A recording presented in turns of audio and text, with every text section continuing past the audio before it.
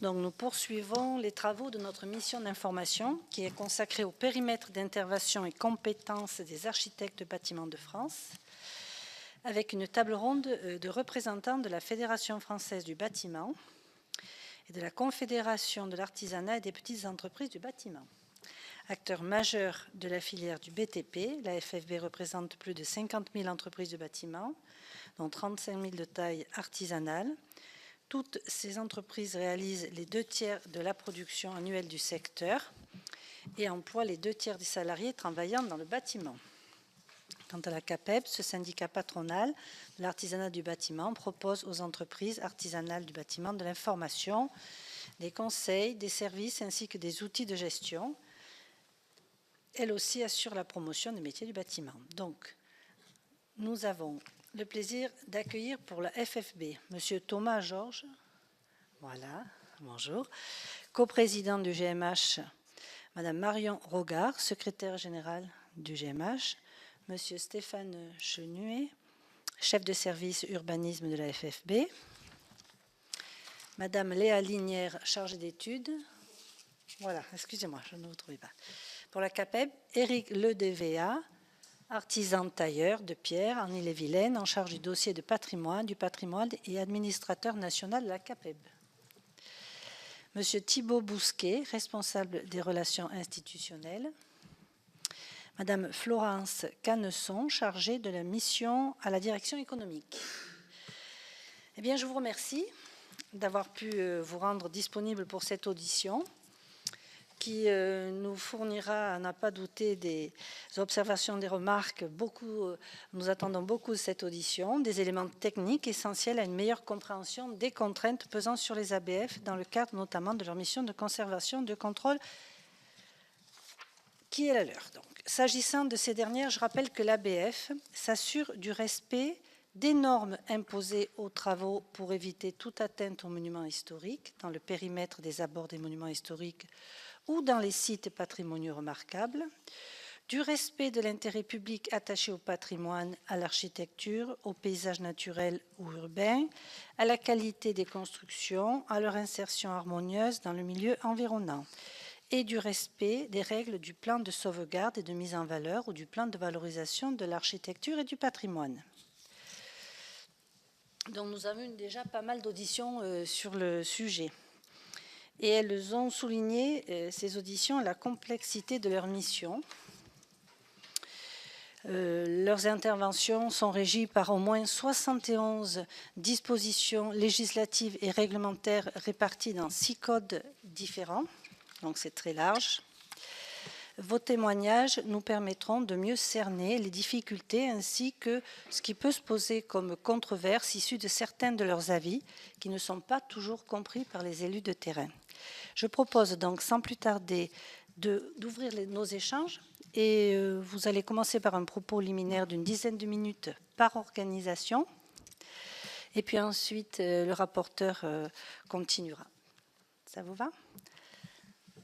Alors, qui c'est qui s'exprime pour la FFB, s'il vous plaît ? Monsieur Thomas Georges, je vous en prie, oui. Vous avez la parole. Alors, juste une petite précision. Donc, le GMH, c'est le groupement des entreprises de restauration de monuments historiques. Donc, au sein de la Fédération française du bâtiment, ça regroupe toutes les entreprises qui ont une qualification particulière pour travailler sur les monuments historiques. Et donc, voilà, ça représente 250 entreprises, à peu près 10 000 salariés et 1000 apprentis. Voilà, juste pour cette petite précision. Donc, forcément, le rôle de l'ABF pour nous est prépondérant. On y travaille quotidiennement. Alors, quand même, pour préciser, en général, les entreprises interviennent sur des projets qui sont déjà montés par des collectivités locales ou des porteurs de projets. Et ensuite, on a une consultation qui est faite sur la base d'un programme qui a déjà été normalement validé par un ABF. Donc on n'a pas forcément des liens directs avec les ABF dans la majorité des cas, sauf certains cas de construction qui regroupent architectes et entreprises dans le cadre d'une restauration ou d'un programme de restauration immobilière ou de construction neuve, où là, l'entreprise fait équipe avec l'équipe d'architecture pour monter le projet et là, justement, faire les échanges avec les ABF pour avoir les autorisations. mais dans la plupart des cas, notamment les petites entreprises qui travaillent sur le patrimoine, ne sont pas en lien direct avec les ABF, sauf dans le cadre de contrôles scientifiques et techniques qui peuvent être réalisés par les ABF sur des travaux de restauration d'églises ou d'édifices classés. Voilà, je ne sais pas si vous voulez... Oui. Dire qu'effectivement, le spectre de la FFB est très large. On représente le GMH, enfin, les entreprises du GMH sont présentes au sein de la FFB, mais on a aussi un panel très large d'entreprises qui vont de certains promoteurs, plutôt petits promoteurs, constructeurs de maisons individuelles, qui là pour le coup, eux, montent des opérations, déposent des demandes de permis de construire, et donc eux sont en lien avec le sujet des ABF et avec des demandes de permis qui vont devoir prendre en compte les prescriptions des architectes des bâtiments de France. On a aussi au sein de la FFB des entreprises qui font de la rénovation énergétique et qui sont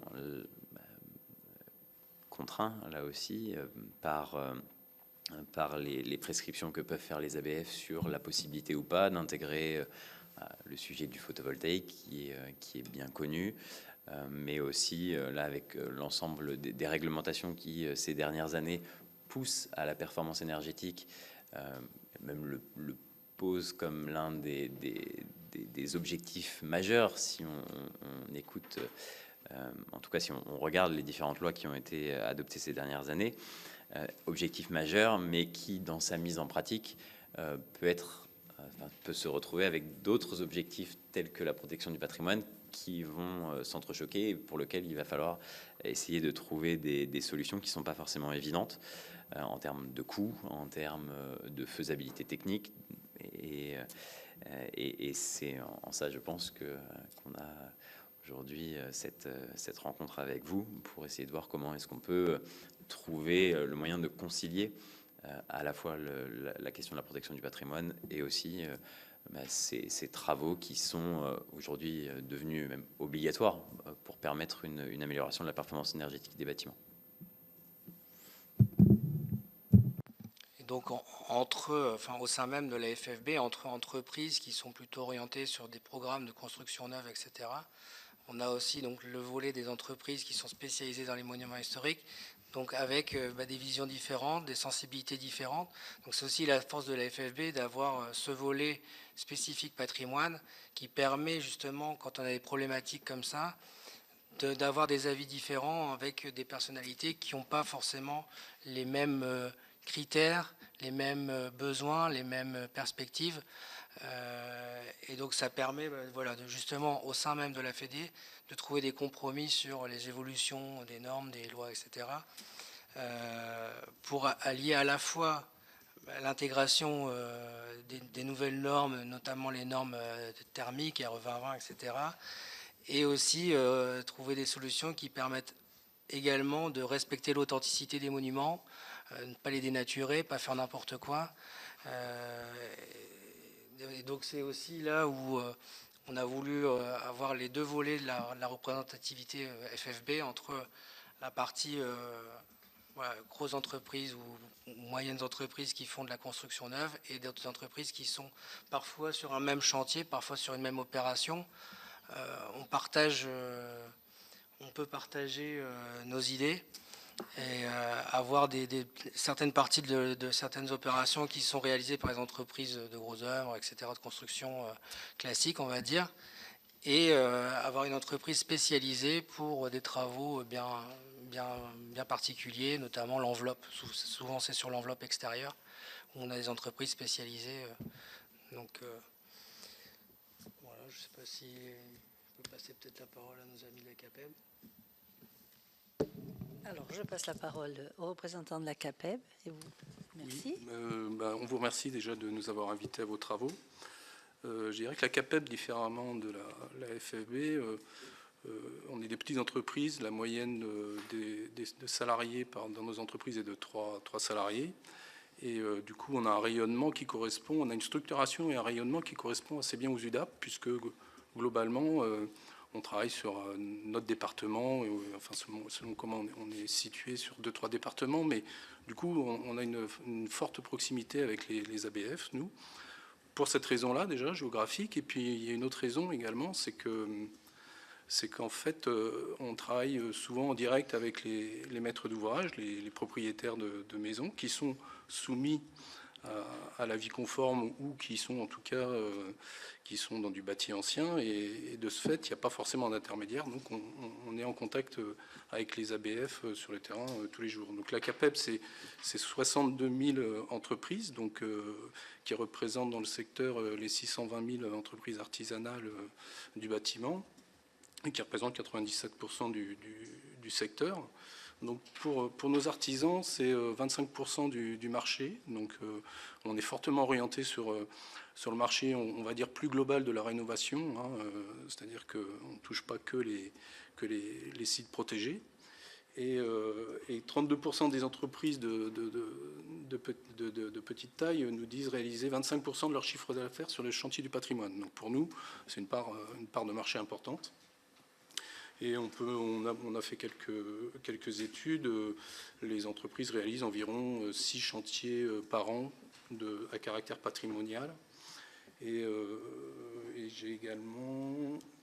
Et on pense, enfin les sondages disent que l'activité est stable à 43%. Voilà, donc pour nous, c'est vraiment une part de marché qui nous intéresse. On se définit beaucoup à travers ça par rapport à nos adhérents.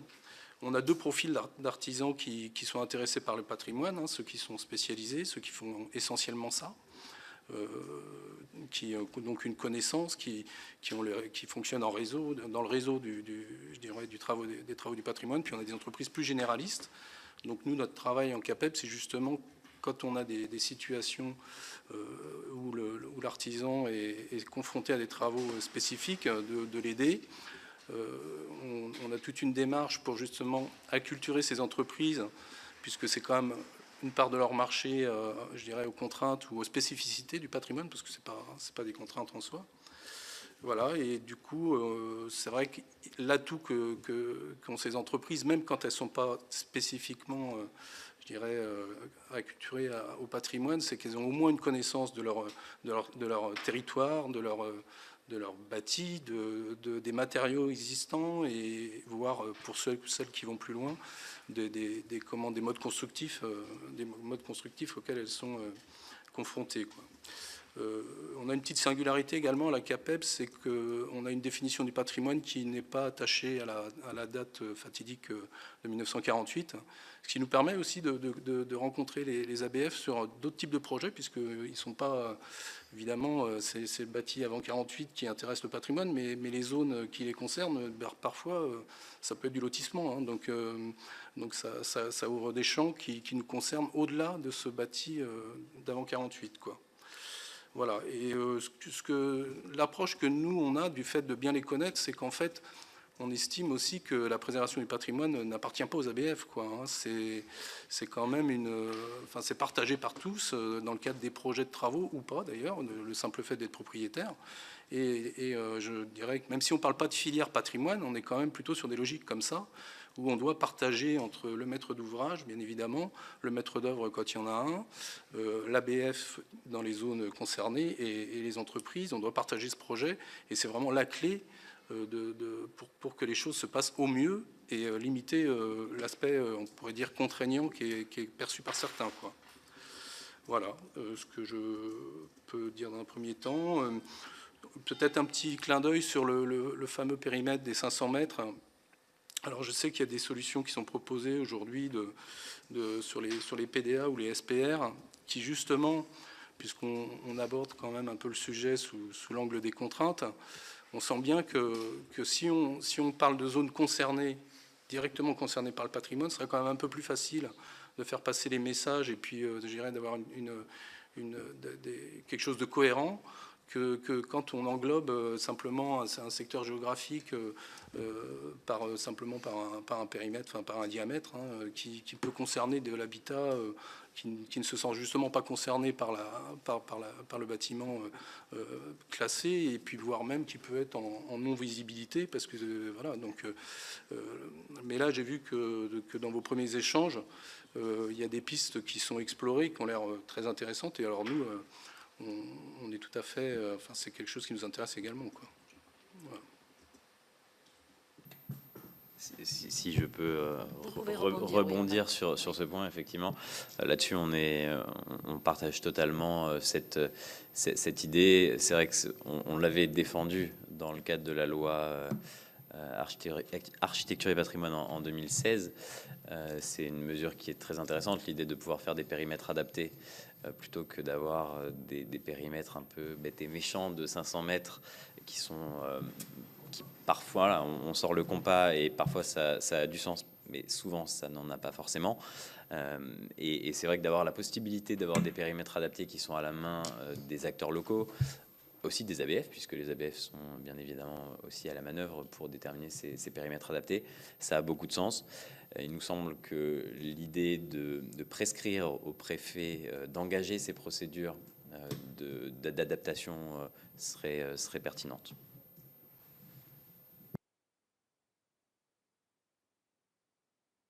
Je donne la parole à notre rapporteur, Monsieur Verzelen, que je n'ai pas présenté tout à l'heure et que je prie de m'excuser. Je ne vais même pas faire attention, c'est pas grave. Écoutez, merci beaucoup évidemment de votre présence. Vous avez une position qui est particulière, qui est originale et qui est sûrement pas simple. Parce que je ne dis pas qu'il y a autant de chefs d'entreprise que de visions qu'on a de l'ABF, mais il y a sûrement des vents très contradictoires au sein de vos associations selon le métier, etc. Donc votre position est évidemment pas extrêmement simple.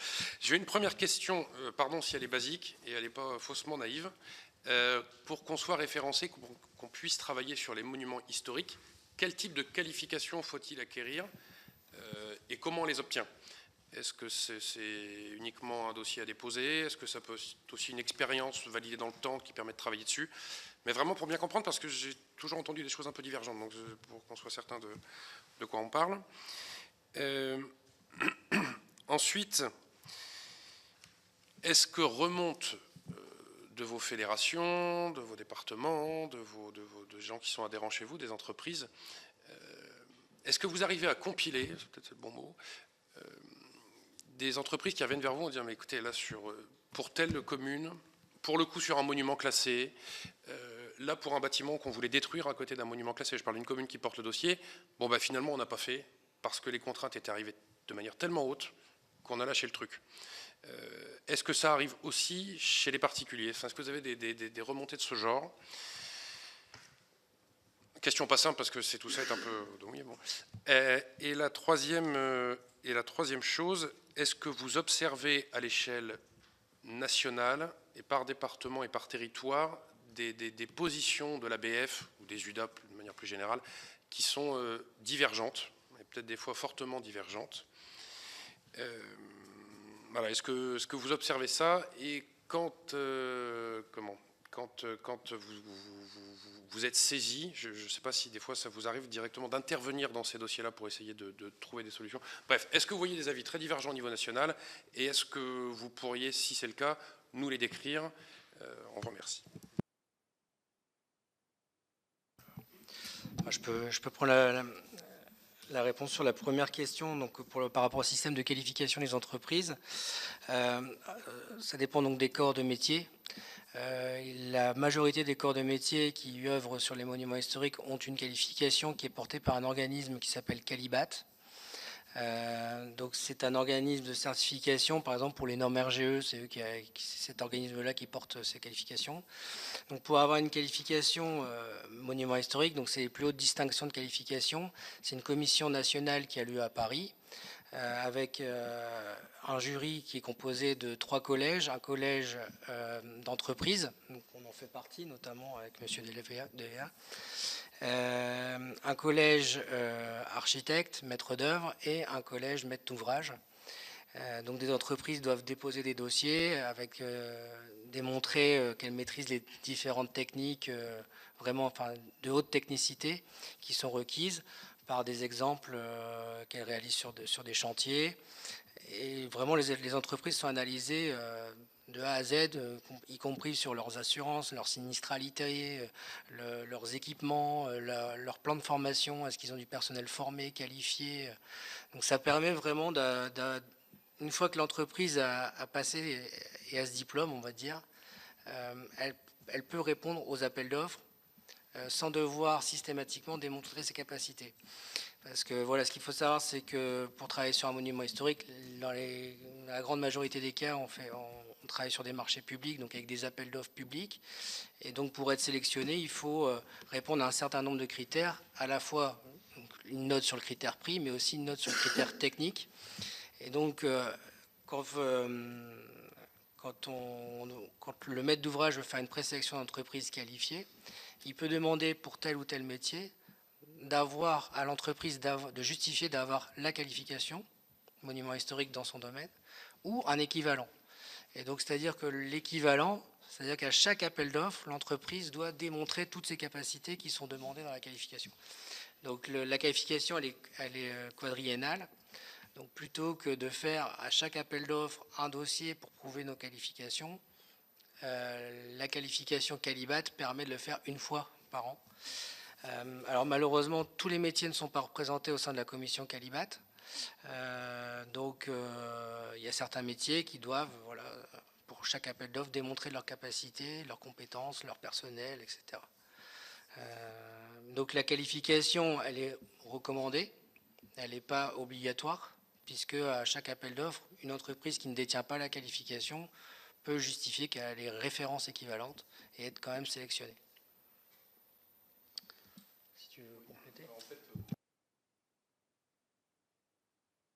Oui, pour revenir à ce que tu disais tout à l'heure, en fait, sur les travaux de restauration, de gros projets de restauration monuments historiques, en fait, on est peu en contact avec les ABF, puisque là, c'est les architectes en chef des monuments historiques qui en assurent la maîtrise d'œuvre. Donc, c'est pas tellement dans ce cadre-là, en fait, qu'on est confronté à eux sur les monuments protégés. Donc, les monuments protégés, c'est soit ce qu'on va dire couramment le petit entretien pour les monuments historiques. Après, il y a également un autre mode de classement qui est les immeubles inscrits au répertoire supplémentaire du monument historique. Et puis, il y a évidemment toutes les zones qui englobent, on va dire, de la protection, mais qui est pas. Et là, pour le coup, on est complètement dans le champ des ABF. Donc, c'est un petit peu différent. Et c'est vrai que c'est pas le monument historique en soi qui focalise vraiment le travail de l'ABF. Et pour le coup, sur ce champ qui est beaucoup plus large, on va plus parler de la qualification monument historique. Elle peut servir, elle peut être présentée à titre accessoire, mais du coup, elle est moins nécessaire, elle est moins valorisée, on va dire, sur ce type de marché, puisque des fois, on touche même à des ouvrages relativement ordinaires qui ne demandent pas forcément une haute technicité. Donc voilà, le champ n'est pas le même, et du coup, on n'a pas non plus la même approche, on n'a pas le même dialogue avec les ABF dans ces deux types de marchés, quoi. Et quand vous nous interrogez sur des refus éventuels, enfin de ne pas aller jusqu'aux travaux, c'est quand même exceptionnel. C'est exceptionnel. Ça ne veut pas dire que parfois c'est pas douloureux pour y arriver, mais c'est quand même exceptionnel.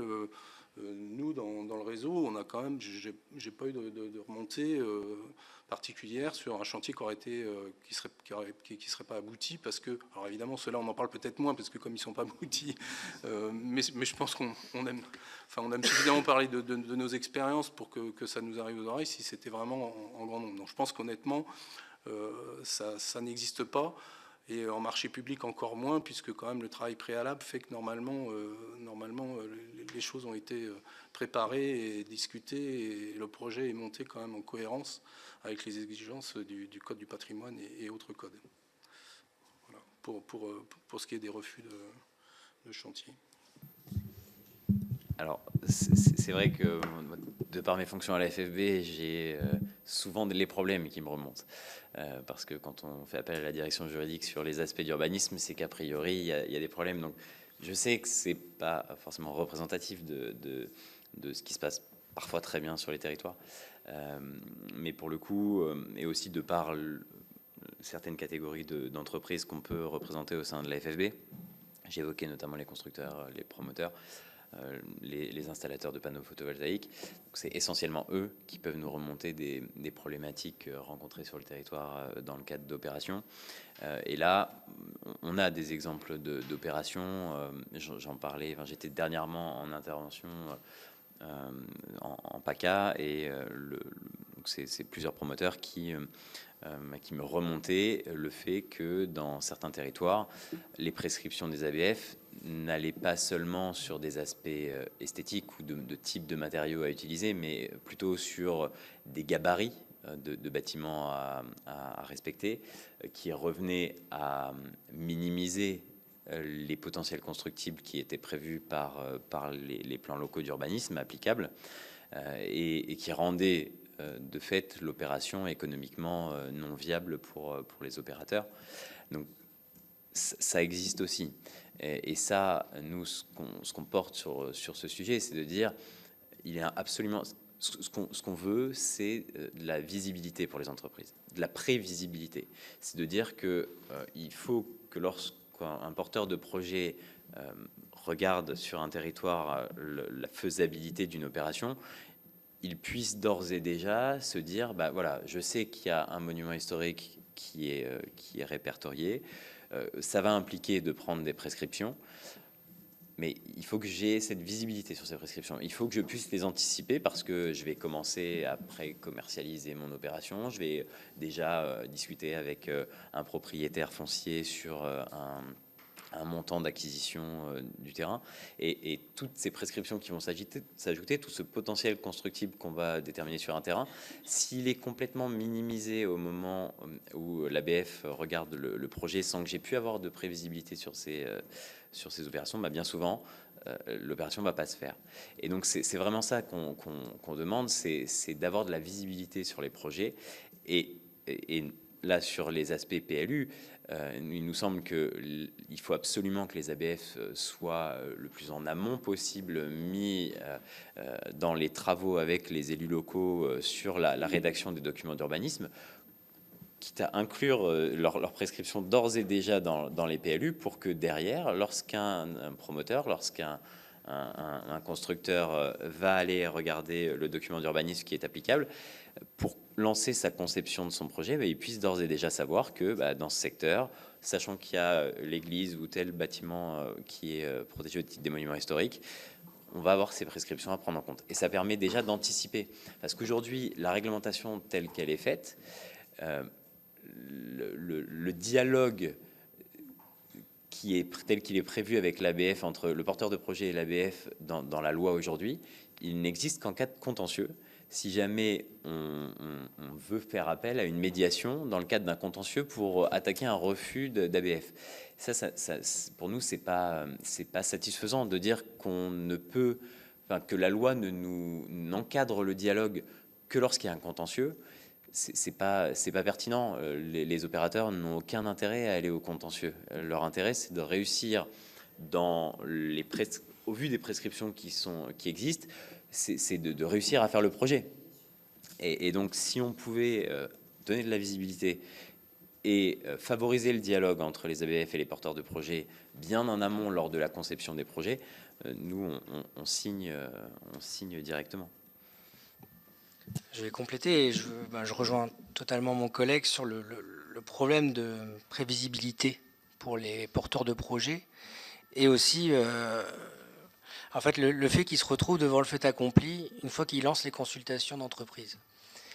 Parce qu'ils ont monté un projet, ils ont dit voilà, on a tel budget pour acheter tel bâtiment, on va avoir tel budget de travaux, on va pouvoir revendre à tel prix au mètre carré, donc ça nous donne une enveloppe budgétaire.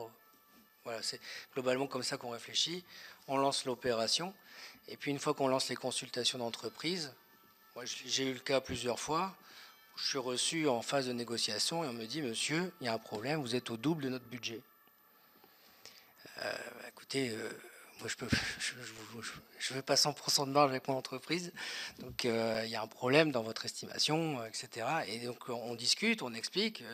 Ah oui, mais là tel type de joint, vous nous vendez 50 € le mètre carré, moi je l'ai à 20 € chez un autre. Bah oui, parce que on va utiliser du mortier prêt à l'emploi et c'est interdit sur un monument, ça va être refusé par un ABF, etc. Donc quand il y a un dialogue qui s'installe, quand on explique les choses, là ils se rendent compte. Et le problème, c'est que c'est souvent aux portes du démarrage du chantier, au moment où on a les entreprises face à nous, il faut qu'on ait les entreprises qui lancent le projet, qu'on est coincé parce qu'on se dit, alors soit je fais appel à des entreprises qui vont rentrer dans mon enveloppe, mais qui ne feront pas les travaux conformément aux demandes de l'ABF. Donc je prends le risque de faire arrêter le chantier. C'est ce qui s'est passé dans ma commune, un projet qui a été mis à l'eau. Et de l'autre côté de la rue, un autre projet sur monument historique, où là, le promoteur a fait appel à un architecte du patrimoine pour ses recommandations. Donc c'est un architecte sachant qui a accompagné le projet, qui leur a dit attention, il faut prévoir tel budget pour telle chose parce que vous ne pouvez pas faire avec telle technique, vous ne pouvez pas faire avec tel matériau, vous ne pouvez pas faire avec tel procédé constructif parce que ce sera refusé par l'ABF. Et donc là, les problématiques ont été anticipées et au moment où on a répondu aux consultations, on était dans les budgets parce que les budgets avaient été prévus en conséquence. Et c'est là où effectivement, soit il faudrait que les recommandations ABF soient publiques. Donc il faudrait faire un travail vraiment de fourmi où pour chaque zone, sur chaque PLU, chaque quartier, dire à l'ABF, moi dans ce quartier-là, je veux telle méthode, etc. Mais ça représente vraiment un travail colossal parce qu'en fait ça va dépendre de l'époque constructive qu'on veut conserver au sein du quartier, en fonction du monument qui est concerné. Ça va dépendre de plein d'éléments. On ne peut pas dire dans telle rue on va faire ça et dans une autre rue on peut faire des choix différents. Donc ça me paraît assez compliqué, mais c'est vrai que ce serait l'idéal qu'au moins un promoteur dise bah voilà, mon bâtiment il est placé dans tel secteur, mon ABF va m'imposer telle et telle norme qui me coûte autant. Donc je sais que mon projet, je dois prévoir tel budget. Ça, ce serait l'idéal. Ça me paraît complexe, mais ce serait l'idéal. Ou sinon, moi, ce que j'incite systématiquement des porteurs de projets, c'est de se faire entourer par des sachants, donc des architectes du patrimoine ou des ACMH. Les ACMH sont architectes du patrimoine avant tout, ou des bureaux d'études spécialisés monuments historiques qui connaissent les méthodes, qui connaissent les exigences d'un ABF, qui vont anticiper les exigences d'un ABF au moment où on va déposer le permis de construire ou demander la demande d'autorisation de travaux. Et alors le problème, c'est que souvent on vous dit oui, mais bon, un architecte du patrimoine, ça coûte cher, etc. C'est toujours la problématique, c'est ça coûte cher, ça coûte cher. Ce qu'il faut, c'est anticiper les coûts et dire soit on se lance dans le projet en connaissance de cause, je sais que mon budget sera plus important parce que je suis dans un secteur sauvegardé, je sais pertinemment que ça va coûter X% de plus que si je le fais dans un secteur qui n'est pas sauvegardé, mais au moins je ne me retrouve pas devant le fait accompli à dire bah mince, j'ai pas l'autorisation ABF, mon projet tombe à l'eau. Alors là, pour le coup, des exemples de chantiers qui se font pas, je pense que c'est parce que voilà, ça colle pas forcément au code du patrimoine et c'est le rôle des ABF de faire respecter le code du patrimoine. Mais c'est vrai que moi, à mon échelle, et je ne peux pas parler au nom de toutes les entreprises du GMH parce qu'on n'a pas eu le temps de les sonder avant de venir, mais des chantiers qui se sont annulés faute d'un accord ABF, j'en ai pas entendu parler. Qui se sont retardés, oui. On pensait démarrer les travaux telle date et finalement ça va prendre un an de plus parce que on se rend compte qu'on n'a pas le choix de faire telle et telle solution. Ça coûte autant, il faut trouver des budgets supplémentaires, on va trouver des fonds supplémentaires où on va compenser avec des avantages fiscaux aussi qu'il faut contrebalancer. Mais les projets finissent par se faire. Mais quand on est porteur de projet, qu'on va le faire sur un secteur qui est sauvegardé, on doit quand même bien se douter qu'il y a des contraintes spécifiques. Je veux dire, n'importe... Eh oui, mais alors, franchement... alors ça, il y en a beaucoup qui font la politique de l'autruche et qui se disent ça passera. Mais parce que je veux dire, sur une commune, il y a un PLU, si c'est pas un PLU, il y a un autre document d'urbanisme, tout le monde sait qu'il est contraignant à différents niveaux, mais que ça existe et qu'il faudra bien se plier parce que sinon on n'aura pas l'autorisation. Donc je suppose que quand on va dans des secteurs où on sait que le patrimoine est privilégié, protégé, sauvegardé, on se doute bien. Donc si ça se passe comme ça et que ça retarde les chantiers, c'est qu'il y a déjà un manque de pédagogie, d'information, de tout ce qu'on veut, sur le fait que, oui, là où on a un patrimoine qu'on veut protéger, on ne va pas pouvoir faire n'importe comment. Enfin. Ouais. Là c'est... moi, je suis confronté à des choses qui vont bien au-delà de ça. C'est-à-dire que vous avez quand même des gens qui deviennent propriétaires de biens. Donc, visuellement, on peut s'imaginer que ça va engendrer des coûts importants. Et alors, moi, je suis pas mécanicien. Alors, si j'achète une voiture, je peux me faire avoir. Mais il y a des gens qui se méprennent comme ça sur l'achat d'une maison. Hein. Donc, ça existe. Alors, si on ajoute en plus effectivement l'aspect parfois contraignant d'une zone protégée, ça fait double peine. Mais là, je dirais que c'est aussi de la responsabilité du maître d'ouvrage. À un moment, effectivement, si on ne peut plus intervenir, quoi. Il y a un moment où on ne peut plus intervenir. Et alors, pour revenir un petit peu sur ce qui a été dit préalablement, en fait, moi j'entends parler de normes. Moi, ça me paraît à la fois alors, pas souhaitable et complètement contradictoire avec la notion même de patrimoine, parce qu'en fait, quand vous allez dans un bâti existant, vous avez, au sein même de ce bâti-là, vous pouvez avoir 2, 3, 4, 5 époques. Donc, moi, je pense qu'il faut un peu d'agilité malgré tout. Alors, je sais que l'agilité, la difficulté, c'est que nous, artisans, on arrive à peu près à la gérer. On va la gérer avec l'architecte, qui soit ABF ou qui soit en maîtrise d'œuvre. Par contre, c'est vrai que le maître d'ouvrage, oui, l'agilité, c'est souvent lié à son économie. Donc, on se rend bien compte qu'il y a tout ça. Mais quand ça se passe bien, parce qu'il faut aussi parler des choses qui se passent bien, c'est souvent générateur aussi je dirais, de bonnes idées, quoi. C'est-à-dire qu'on peut s'appuyer sur les savoirs des uns et des autres. C'est pour ça que il faut effectivement parler d'approche préalable, mais il faut aussi parler vraiment de groupe de travail, quoi. C'est-à-dire de partenariat sur un projet, et que nous, on apporte des solutions techniques qui puissent rentrer dans une économie acceptable par le maître d'ouvrage, et qui puissent aussi qui soient compatibles avec les contraintes je dirais, du Code du patrimoine et puis des exigences des ABF. Mais ça existe quand même. Il faut pas. On a quand même actuellement, tous les matériaux biosourcés, géosourcés, qui des fois apportent ces réponses-là, ou le réemploi aussi, qui peut par une économie un petit peu quand même un peu différente, apporter des solutions techniques sur des projets qui peuvent être parfois difficiles comme ça de premier abord, quoi. Nous, à la CAPEB, on forme nos artisans par le biais d'un label qui s'appelle le CIP Patrimoine, pour justement apporter toutes ces notions différentes de cette approche. C'est-à-dire que là où ils n'ont pas la compétence spécifique qui permet d'apporter une solution patrimoniale, eh ben on forme nos artisans à ça, quoi. Pour la dernière question, excusez-moi, je finis. Sur la divergence de positionnement des ABF, ça reprend un petit peu ce que je viens de dire, c'est qu'effectivement, dans un même bâtiment, il y a tellement de données qu'on comprend qu'ils n'aient pas forcément une réponse unique. Et ça serait un peu compliqué de se dire qu'en plus, territorialement, il n'y ait pas des spécificités. Donc ça, justement, quand on a un dialogue, je dirais, intelligent entre nous, on arrive à quand même trouver les solutions les plus adaptées. Toute la difficulté restant effectivement à ce que le maître d'ouvrage, le propriétaire, enfin le pétitionnaire, puisse y trouver effectivement aussi un sens à son projet de base, quoi. Oui, je te rejoins dans le sens où la conciliation est possible s'il y a un dialogue. Et malheureusement, il y a un manque de dialogue parce qu'il y a un manque de moyens. Ça a été soulevé plusieurs fois par la direction des patrimoines. Ils sont conscients que aujourd'hui, le rôle de l'ABF est très important. Les sollicitations ont augmenté et les moyens sont restés les mêmes. Donc ils ne peuvent pas faire face. Donc il y a un manque de dialogue, il y a un manque de compréhension des non-sachants dans le domaine du patrimoine qui sont, eux, voilà, face à...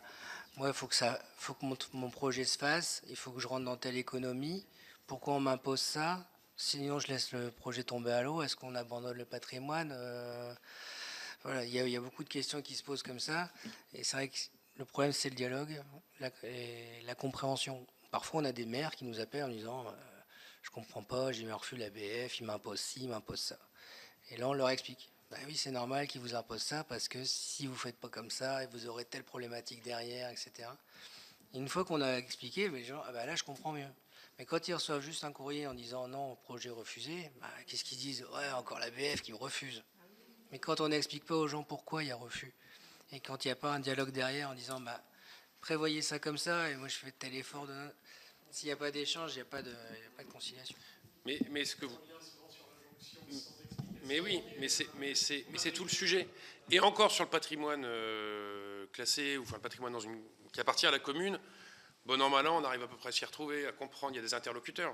Le problème, c'est le particulier, dont la seule relation de l'ABF se limitera à un courrier de refus. Et quand on est dans une commune, parce que c'est mon expérience, où il n'y a pas de service instructeur, où on n'a pas par son parcours une sensibilité très développée au patrimoine, enfin on parle de la sensibilité émotionnelle, de la beauté, mais enfin en vrai on n'y connaît pas grand-chose, et qu'on est infoutu nous-mêmes de l'expliquer, on rentre dans des degrés d'incompréhension chez lui, chez nous en face, etc. C'est le vrai cœur du problème. Et qu'évidemment, c'est l'idée, enfin, on ne peut pas avoir un truc uniforme national, mais par contre de bosser des cahiers des charges à l'échelle des départements, des territoires, des intercos, pour qu'il y ait au moins, qu'on puisse au moins sensibiliser la personne qui vient en mairie déposer son dossier et lui dire, bon, ça va jouer entre ça et ça. Mais des fois, on est confronté à des trucs, enfin, on ne sait pas trop dire quoi. Et c'est un vrai sujet. On a touché à plusieurs reprises dans nos échanges.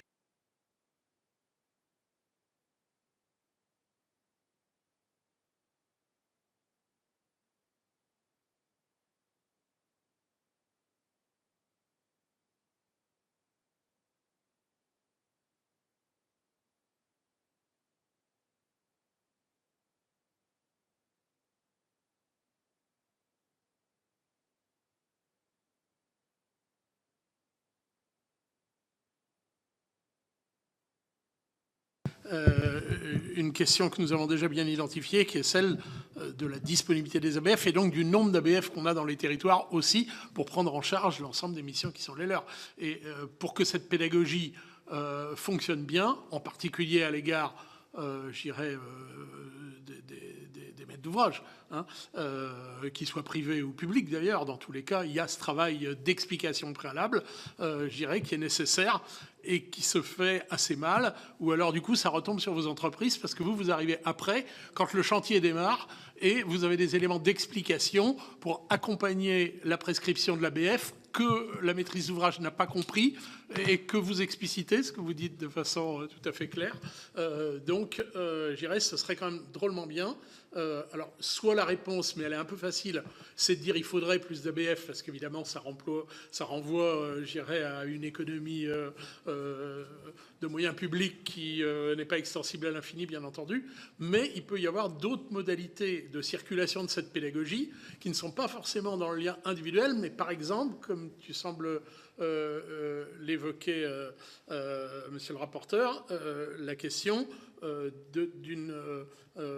d'éléments, je dirais, sous forme de notice ou sous forme de cahier de prescription, etc., qui donnerait déjà une masse d'éléments et d'informations dans lequel, je dirais, les demandeurs pourraient trouver une part d'éclairage. Et comme vous l'avez souligné, sur la partie collectivité, pouvoir public, les réponses, les maîtres d'ouvrage finissent par les avoir. C'est vrai que le particulier est un sujet à part, parce que ils reçoivent ce courrier et qu'est-ce qu'ils font? Ils vont voir le maire il dit j'y connais rien, je peux pas vous dire. Donc c'est vrai que l'idéal, ce serait peut-être, on peut pas demander à chaque commune d'avoir un sachant au sein de sa commune pour expliquer mais peut-être les intercos.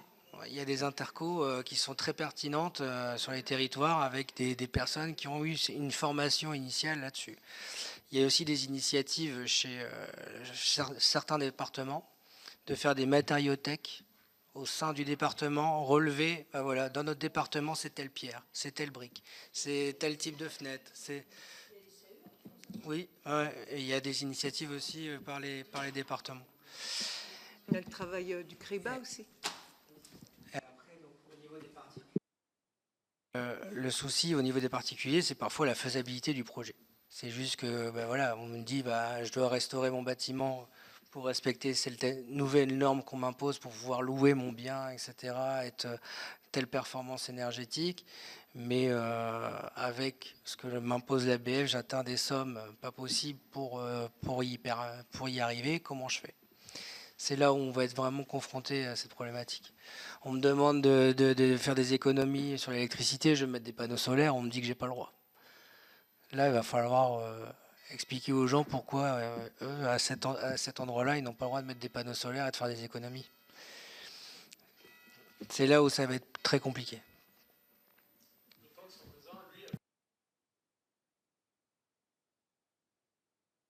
Sans nier les difficultés, moi j'ai 40 ans d'expérience dans le patrimoine et les choses ont quand même aussi évolué.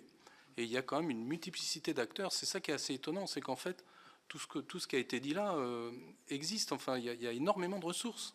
énormément de ressources. J'entendais parler du CREBA. Il y a des initiatives dont on n'entend pas forcément parler parce qu'elles n'ont pas une ampleur nationale, mais il y a des UDAP à Angers qui ont fait un travail sur les menuiseries, je crois.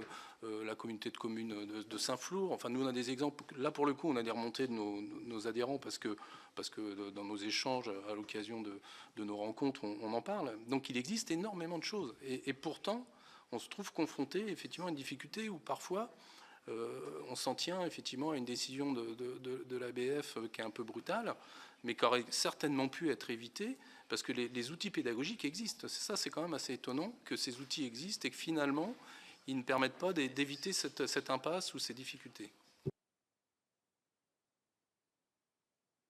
Sabine Drexler. Oui. Moi, je vous rejoins complètement dans ce que vous dites. J'avais préparé une question pour vous demander si vous pensez que le public est suffisamment informé des pratiques vertueuses de rénovation qui existent.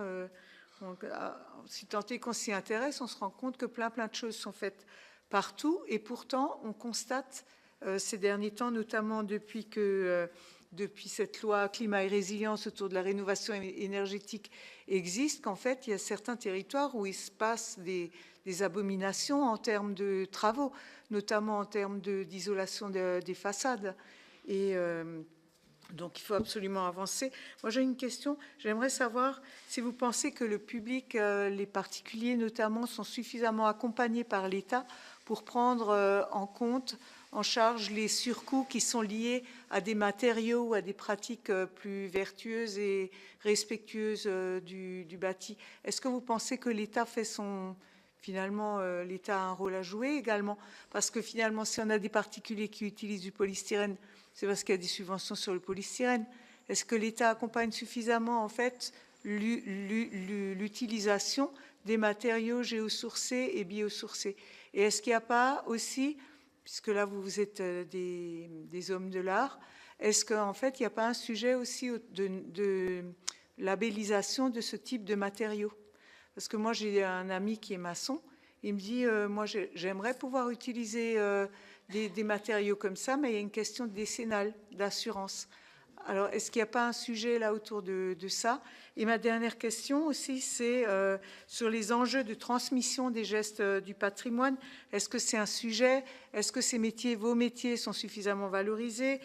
Ou alors, est-ce qu'il y a une question de renouvellement, voilà, de jeunes qui arrivent? Voilà, est-ce qu'on peut se projeter? Est-ce que si on arrive à convaincre les gens de davantage restaurer leur patrimoine, est-ce qu'on aura suffisamment d'artisans pour faire les travaux?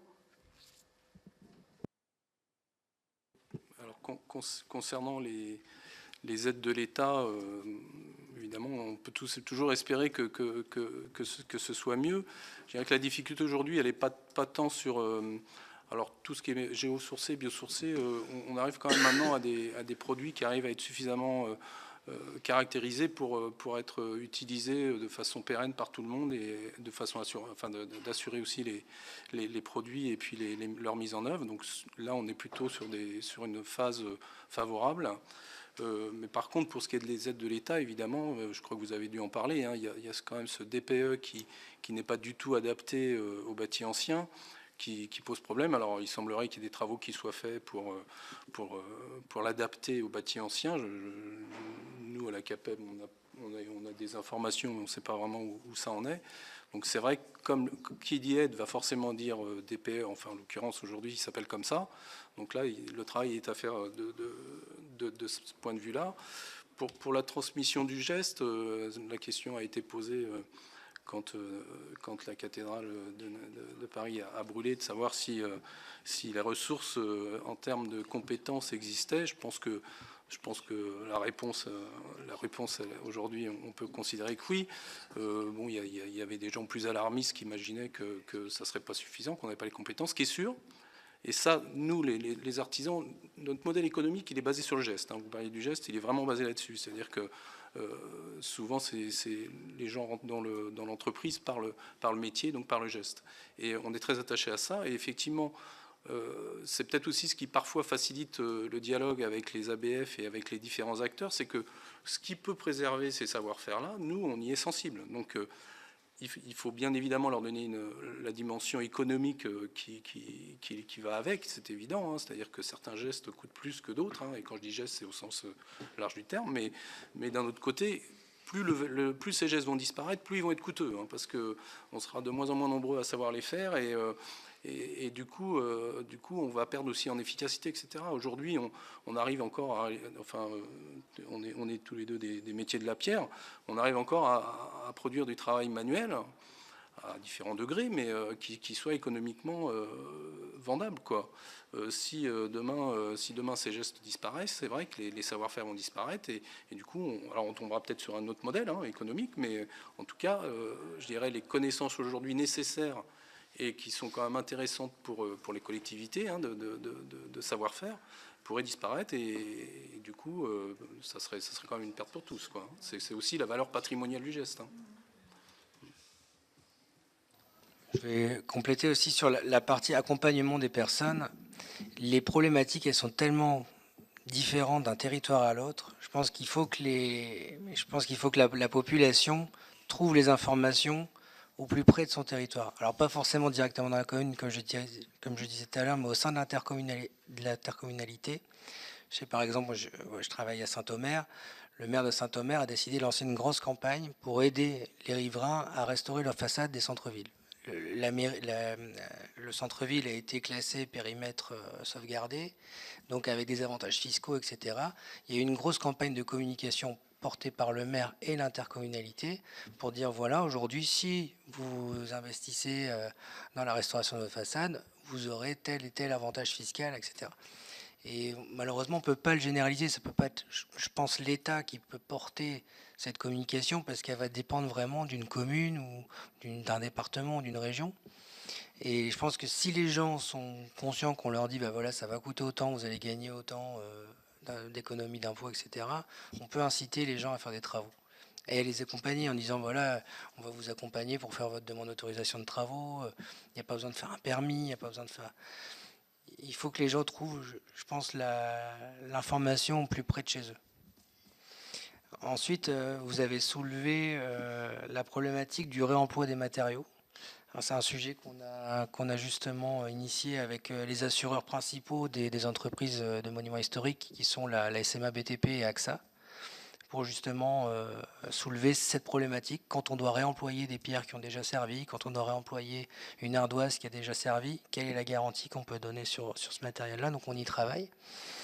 Ce qu'il faut savoir aussi, c'est que les entreprises qui ont la qualification pour travailler sur les monuments historiques ont une assurance particulière. Donc c'est une assurance qui est proposée par AXA et SMA BTP, où les entreprises sont assurées pour des travaux de technicité non courante. Donc ça, c'est quelque chose qui est très important, parce que voilà, quand on travaille sur une restauration de monuments historiques, on ne répond pas aux normes, on ne répond pas aux DTU qui sont imposés par les assureurs. Donc on sait que s'il y a un sinistre demain, il faut qu'on puisse dire ouais, non, c'est bon, vous inquiétez pas, monsieur le maire, on est assuré même si on ne respecte pas les DTU. Et ça aussi, c'est important pour un maître d'ouvrage de comprendre qu'il travaille avec une entreprise qui est assurée pour ses travaux. Et c'est vrai que c'est un sujet particulier pour les travaux sur patrimoine.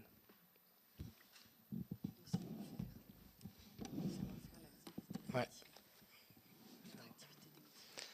Avez-vous des interventions complémentaires ou des faits que vous souhaitez porter à notre connaissance? Vous pourrez aussi le faire par écrit. Je crois que vous avez reçu des questions.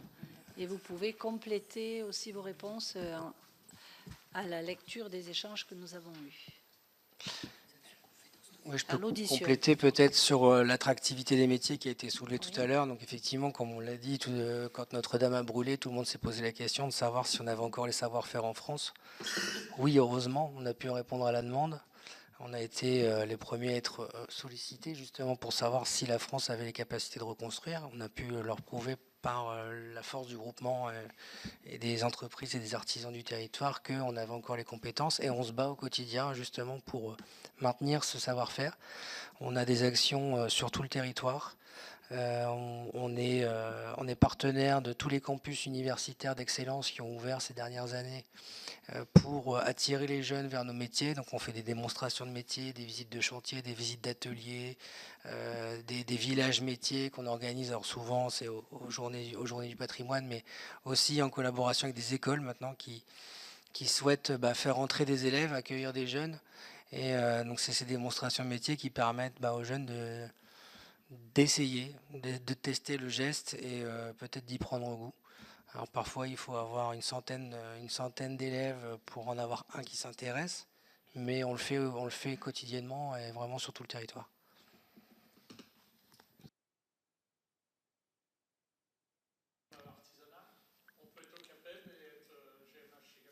Alors, il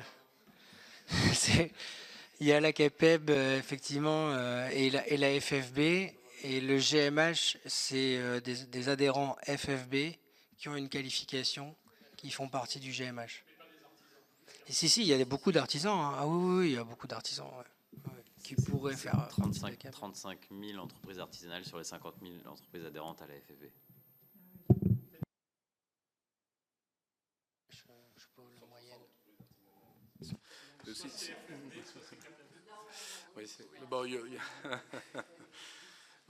Nous, on a fait un travail sur la génération Z et on a vraiment vu l'intérêt de cette génération qu'on a parfois du mal quand même à comprendre dans nos entreprises, au moins dans nos entreprises. Et il y a un vrai intérêt quand même pour ces sujets. Et le patrimoine est assez porteur de ce point de vue-là, parce que justement, du point de vue des matériaux, des gestes, des techniques, ils ont une vraie sensibilité à ça.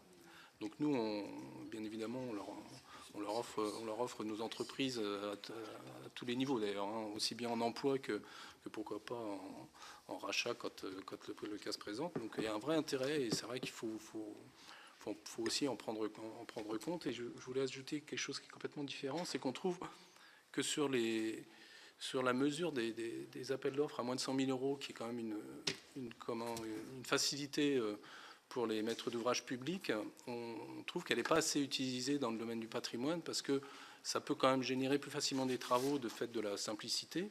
Et on n'arrive pas à associer suffisamment cette mesure, je dirais, de simplifier pour faire des travaux d'entretien qui permettraient d'éviter des fois des travaux de restauration lourde, etc.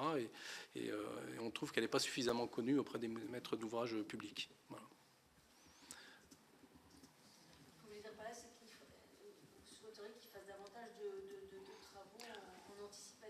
Alors, on pense que pour les petites communes, c'est vrai que c'est beaucoup plus léger à porter un appel d'offres moins de 100 000 euros simplifié, et que c'est l'occasion, évidemment, il faut qu'il y ait matière, mais que c'est l'occasion peut-être de faire des travaux d'entretien qui éviteraient à moyen terme de tomber sur des travaux beaucoup plus lourds et beaucoup plus coûteux, quoi.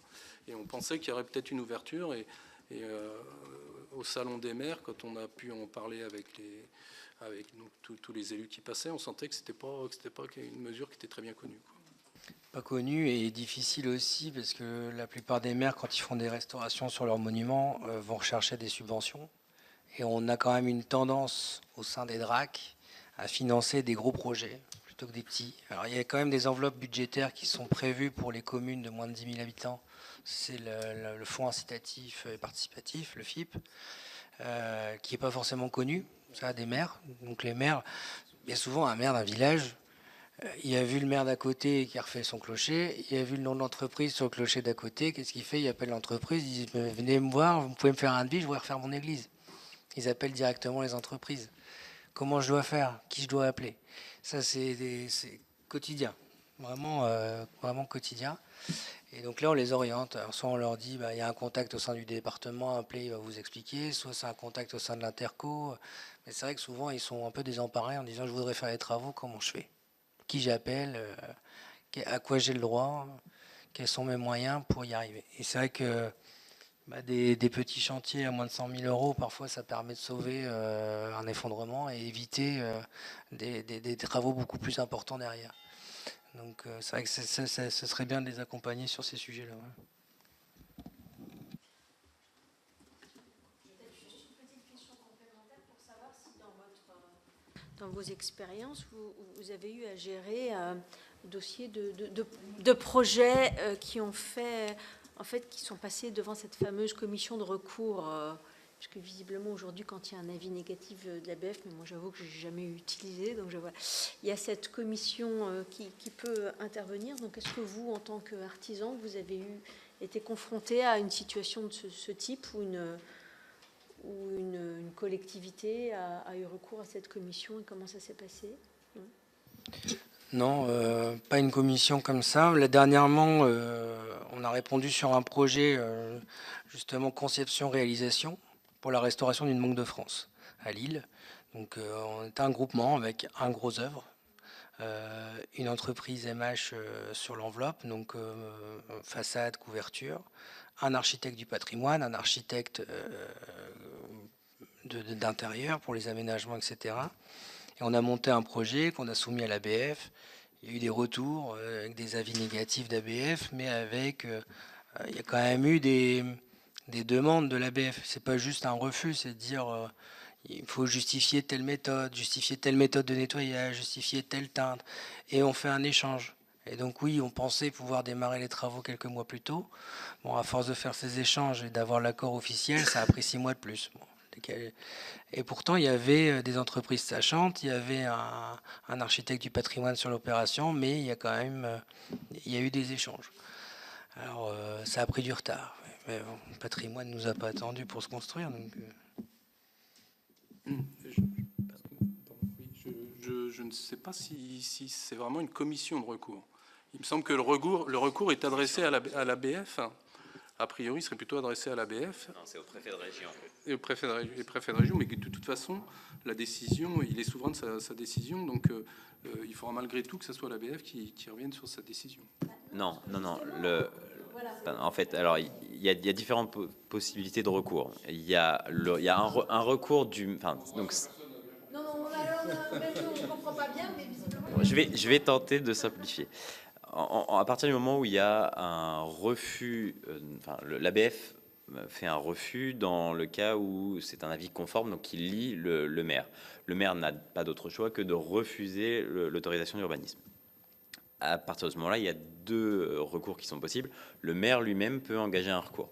Donc il engage un recours. Sa seule voie possible, c'est le préfet de région. Préfet de région qui va saisir la CRPA, c'est la Commission régionale d'architecture et du patrimoine. Et donc là, dans le cadre de cette commission, ils vont regarder si, oui ou non, l'avis de l'ABF était pertinent ou est-ce qu'il faut revenir sur cet avis d'ABF.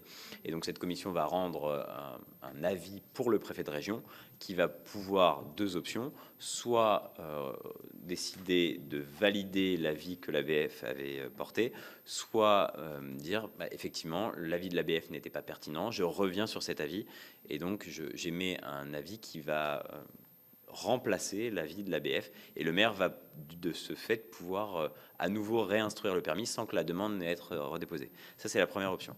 Deuxième option, c'est le maire. Ça c'est très rare, hein, on va pas se mentir. À part sur des projets qui sont portés par des collectivités, c'est extrêmement rare que ce soit les maires qui engagent les recours contre les ABF. Et l'autre possibilité, c'est le pétitionnaire qui a fait l'objet d'un refus de permis, qui lui va avoir une obligation, s'il veut faire un recours, de saisir le préfet de région, en ce qu'on appelle le recours administratif préalable obligatoire. Donc l'obligation de saisir d'abord l'administration, le préfet de région, pour lui demander cette même procédure, aller voir la commission régionale du patrimoine pour la faire décider si oui ou non l'avis de l'ABF était pertinent ou pas. Si le préfet de région valide l'avis de l'ABF, le seul autre choix possible pour le pétitionnaire, c'est d'aller voir le tribunal administratif.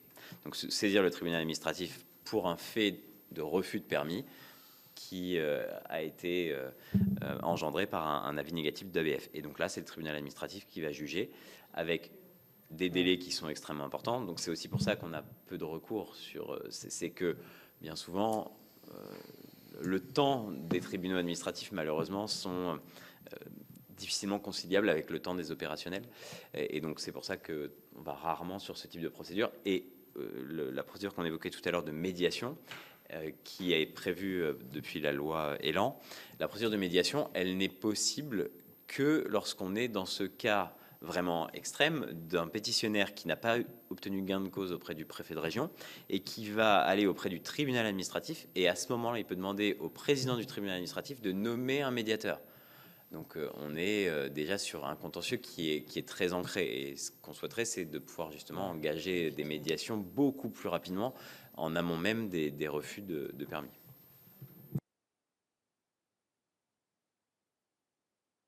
C'est d'avoir une médiation qui peut être enclenchée Avant recours. avant même le recours, dès lors que l'ABF émet un avis négatif, d'avoir tout de suite la possibilité de saisir la commission régionale. Qui est au moins un échange. Voilà, Mais ça arrive. qui est un enfin, échange. Sincèrement, les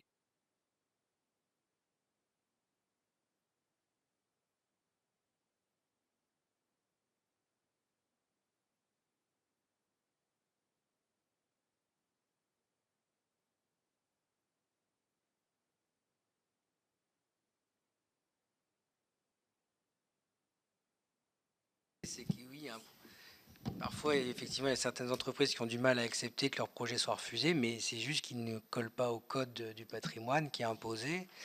Et je pense que c'est une infime partie. Il doit y avoir. Moi, j'avais vu la présentation de Jean-François Hébert qui disait qu'apparemment, il n'y a que 7% des dossiers qui sont refusés par les ABF, qui vont vraiment à un refus catégorique.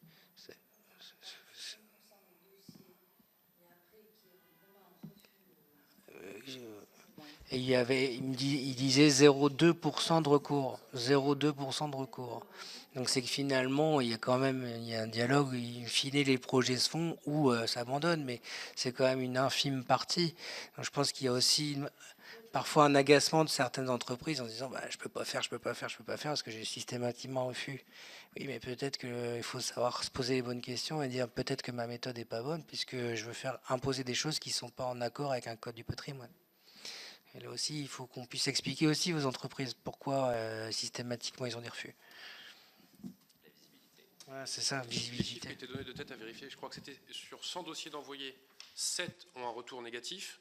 Et à la fin et après discussion, il n'y en a que 0,1 qui vont en contestation. Enfin, bon, Oui.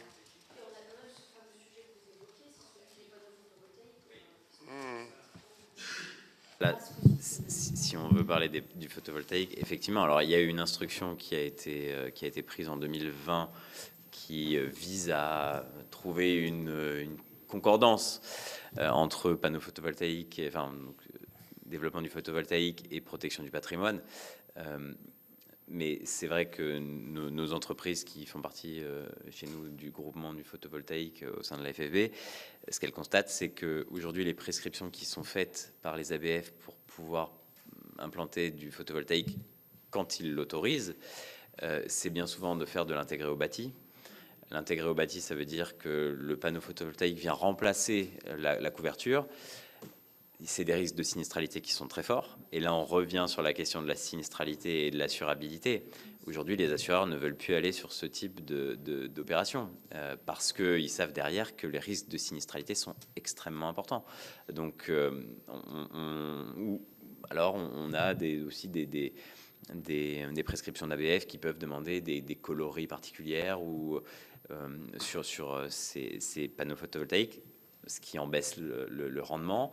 On peut avoir d'autres techniques. On parlait tout à l'heure d'ardoises qui peuvent être photovoltaïques aujourd'hui, mais là on est sur des coûts qui explosent par rapport à des coûts classiques de panneaux photovoltaïques. Donc il y a des possibilités à des coûts qui parfois ne seront pas en cohérence avec ce qui est possible pour certains maîtres d'ouvrage. La question du photovoltaïque, on commence à avoir des projets de photovoltaïque sur les églises. Elles sont toujours très bien orientées parce que sur une église, vous avez toujours le clocher à l'ouest. Donc il y a toujours au moins une des faces de la toiture de la nef qui est au sud. Donc c'est tentant. Maintenant, voilà, ce qu'il faut voir, il faut toute proportion garder. Qu'on installe du photovoltaïque en ville, oui. Maintenant, je pense qu'il y a une notion de visibilité de l'extérieur qu'il faut prendre en compte, qui aujourd'hui n'est pas prise en compte parce qu'aujourd'hui, c'est périmètre 500 mètres, vous n'avez pas le droit. Et basta. Ouais, si on peut dire ma façade côté sud, elle n'est pas visible depuis la rue, et c'est réversible. Ça aussi, il y a une notion de réversibilité, c'est-à-dire qu'on intervient sur le patrimoine. Mais si on défait, on dénature pas le bâtiment, on peut le remettre dans son état d'origine, ça c'est important. Et après, ce qu'il faut aussi essayer de développer, je pense, au sein de l'État, c'est de se dire, aujourd'hui, les zones sauvegardées, ça représente 7 ou 8% du territoire français. Une fois qu'on aura couvert les 92% du territoire français avec des panneaux photovoltaïques, il serait peut-être temps s'orienter sur les 8% qui restent plus tard, quoi. Peut-être une notion de priorité. Maintenant, je peux rejoindre effectivement les populations. La plupart des populations vivent dans des secteurs sauvegardés. Et si on peut trouver des conciliations où on évite une visibilité directe de l'extérieur, parce que très honnêtement, je vous invite à traverser la frontière, aller en Belgique. J'habite Lille, donc je vais souvent sur la Belgique. Il n'y a pas ces freins qu'on a en France. Et le gouvernement a aidé à grande échelle les habitants belges à faire des panneaux photovoltaïques. Il y en a partout. C'est horrible. Il y en a partout. C'est vraiment... On se demande même... Ils ont réussi parfois à... Je ne sais pas comment ils font. Ils modifient la toiture pour pouvoir ajouter un panneau de plus. Et il y en a dans tous les sens. C'est vraiment horrible. Donc... il faut surtout éviter ça. Maintenant, il faut trouver, je pense, un bon compromis entre les deux. Moi, je veux revenir sur les recours contre les décisions des ABF. Premier cas, contestation par le maire dans le cadre de l'instruction d'un dossier d'urbanisme. Le maire a 7 jours pour contester auprès du préfet de région un avis négatif de l'ABF. Le préfet de région statue après avis de la CRPA. Et en cas de silence du préfet, le projet est réputé approuvé. Dans le second cas, c'est quand il y a la contestation de la décision négative du maire par le demandeur, par le pétitionnaire. Là, le recours est adressé par le demandeur au préfet de région et le demandeur a la possibilité de faire appel à ce moment-là à un médiateur. Mais c'est quand c'est un pétitionnaire qui est différent. Désigné par le président de la CRPA parmi les membres de cette commission titulaire d'un mandat électif, et le préfet saisit la commission, la CRPA, qui émet un avis, bon, etc. Donc le médiateur intervient pour le pétitionnaire et pas pour les commissions. C'est vrai que c'est dommage de devoir en arriver dans un climat de recours, bien sûr. Et avant même d'avoir un dialogue qui pourrait juste apaiser tout le monde et trouver des solutions et éviter tous ces problèmes. On a fait pas mal d'auditions maintenant et ça c'est revenu très souvent. Le manque de dialogue, le manque, on comprend parce que quand ils nous ont énuméré tout ce qu'ils ont à faire, quand on voit tout ce qu'ils ont à faire, c'est ce que je vous ai dit en début d'audition, c'est immense. Mais en tout cas, il faut tenir compte de ça, de cet accompagnement avant. Puis c'est comme dans beaucoup de sujets d'urbanisme, il faut dégonfler les choses avant. Il faut poser les choses, poser les besoins, poser le règlement et voir comment on peut s'accommoder de ça, qu'est-ce qu'on peut faire. Ça fera gagner du temps après. Et sûrement de l'argent. Tout le monde, c'est fini, c'est bon. Eh bien, il ne me reste plus qu'à vous remercier infiniment d'avoir pris du temps. Et donc, si vous avez d'autres remarques qui vous viennent après, vous pouvez nous faire un petit mail. Je vous remercie. Merci de nous avoir reçus. Merci. Merci bien.